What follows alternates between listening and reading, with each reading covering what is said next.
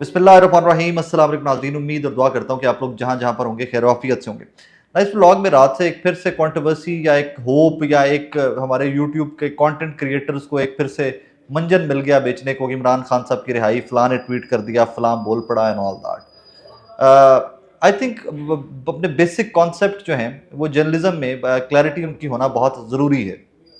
उसके ऊपर थोड़ी सी बात करेंगे कि अमेरिका क्यों कर इमरान खान साहब की रिहाई में और कैसे करके किरदार अदा कर सकता है। वो रिसेंट एक जो विजिट कांग्रेसमैन का वफ्द पाकिस्तान आया हुआ था, उस विजिट के बाद चीज़ें बहुत क्लियर हो जानी चाहिए। बट स्टिल एक ट्वीट आता है और हमारे पाकिस्तानी बहन भाई जो यूट्यूब ट्विटर के ऊपर बैठे हुए हैं वो उसके ऊपर बहुत एक्सटेंसिवली इसको कवर करना स्टार्ट कर देते हैं। बिफोर इट कि मैं मेन स्टोरी की जानिब आऊँ, मैं पहले आपको आपकी खिदमत में अर्ज कर दूँ। Last PAC public accounts committee की मीटिंग में एक मुद्दा उठाया गया था। सनाउल्लाह मस्ती खेल साहब एमएनए हैं पाकिस्तान तहरीक इंसाफ के, उन्होंने लास्ट पीएसी के अंदर कुछ सवालात पूछे चेयरमैन वापडा से। उसके बाद इत्तलात आई जिसके ऊपर प्रेस कॉन्फ्रेंस भी आई उनकी कि जनाब मेरे बिजली का मीटर जो है घर का और डेरे का वो उतार लिया गया है। हमने वो अपने शो में भी उस दिन चलाया था, मैंने बंदा भेज के स्पेशली मस्ती खेल साहब के गाँव देहात बंदा भेज के स्पेशली वहाँ से कवर करवाया था, वाकई मीटर उतरा हुआ था उनका। आज मैं पीएसी कवर करने गया हुआ था, नेशनल असेंबली भी वहाँ से आपकी खिदमत में हाजिर हुआ, भी वापस आए ऑफिस।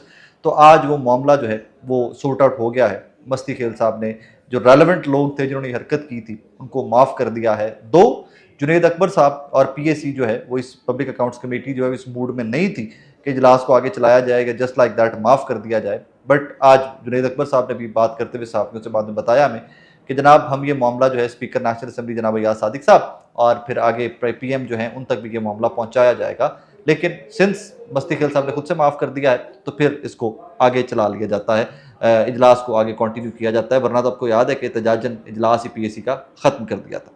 अच्छा जी, एक रैप है अमरीकी एक सियासतदान है जैक बर्गमैन।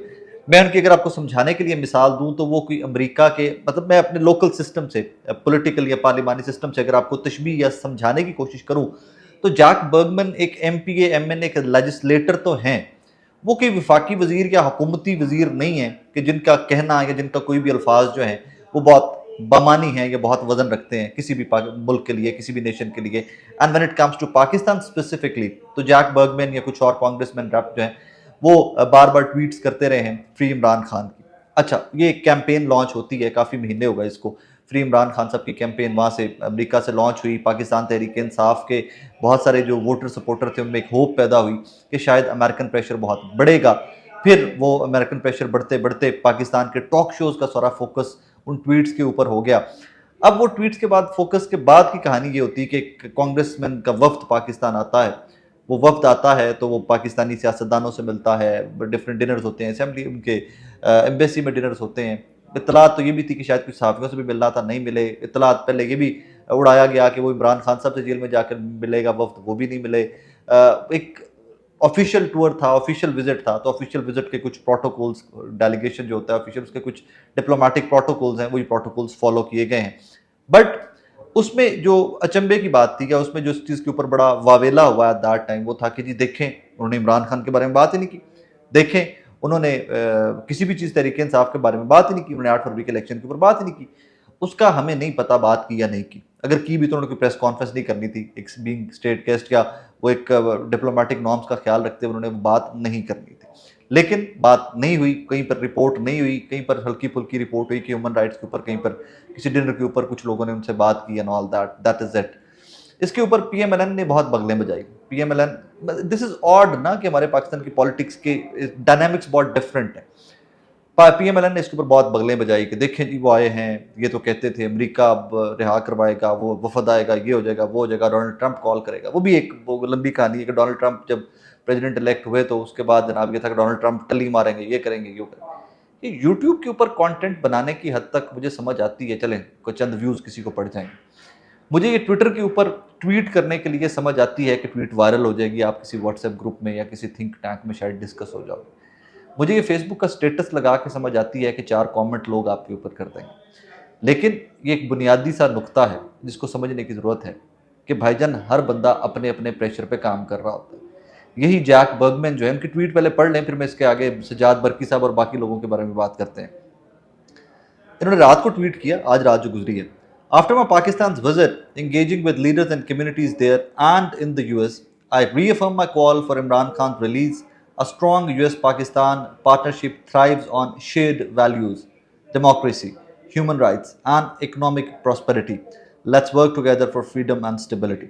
ठीक है, इस ट्वीट का इम्पैक्ट इस हद तक आप कह सकते हैं कि जैक बर्गमैन ये ट्वीट करते हैं, स्टेट ऑफिस तक ये ट्वीट जाता है, कहीं पर अमेरिकी गवर्नमेंट के अंदर, अमेरिकन इंतज़ामिया के अंदर ये ट्वीट डिस्कस होता है।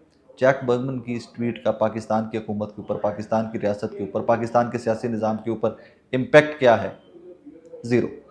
होप्स हाई नहीं रखनी चाहिए, बंदे को रियलिस्टिक होना चाहिए। अगर यही जैक बर्गमैन या अमेरिका की हुकूमत या अमेरिका स्टेट को इसके ऊपर अपना स्टांस लेती, तो जब ये वफ्द आया हुआ था यहाँ पर ये बात करते। जब उन्होंने बात नहीं की तो ये सिग्नल बहुत क्लियर था कि ठीक है, मेरी कुछ मजबूरियां वहाँ पर अमेरिका में हैं, मैंने इलेक्शन लड़ना होता है, मुझे पाकिस्तानी डायस्पोरा के वोट चाहिए, लिहाजा मैं इसके ऊपर बात कर देता हूँ ट्वीट की हद तक, वो भी वह यहाँ से वापस जाकर।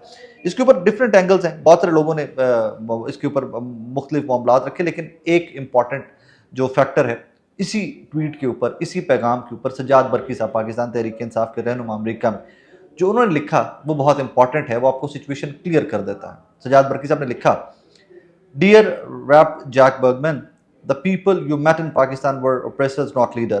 You and Rap Tom Suzy had time to dine with military touts, but you refused to meet with the elected PTI leadership. Allow me to say that the Pakistan diaspora is utterly disappointed in your trip and will remember come election time. Wish you had courage to call for Imran Khan's release when it mattered. Sajjad Barki साहब ने ये लिखा है।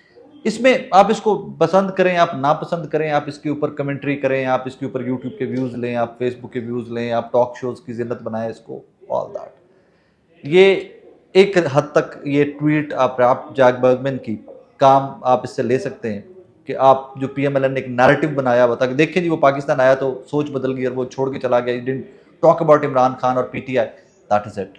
इससे आगे इसका कोई, इस ट्वीट का इम्पैक्ट पाकिस्तान के ऊपर नहीं हो सकता। ये डिस्कशन ज़रूर हो सकती है।